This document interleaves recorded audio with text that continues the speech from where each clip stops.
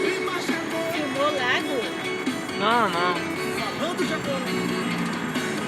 Eu vou gravar mais no início, sabe? Colou pra lá.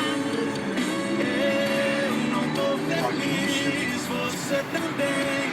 A gente tá enganando quem? Tá tudo fora do normal. Nossa, eu já caí de pau em cima do prefeito, olha.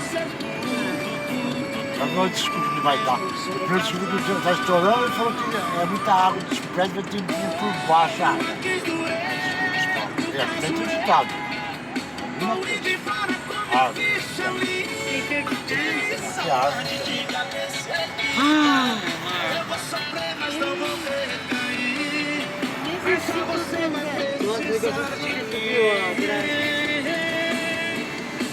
Já teve todo pra precisar, nem deve ter caído, né?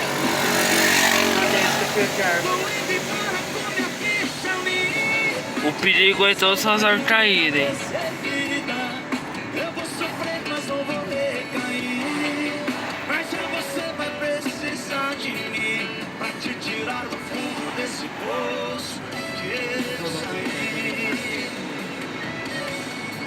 Eu vou sofrer, mas não vou recair.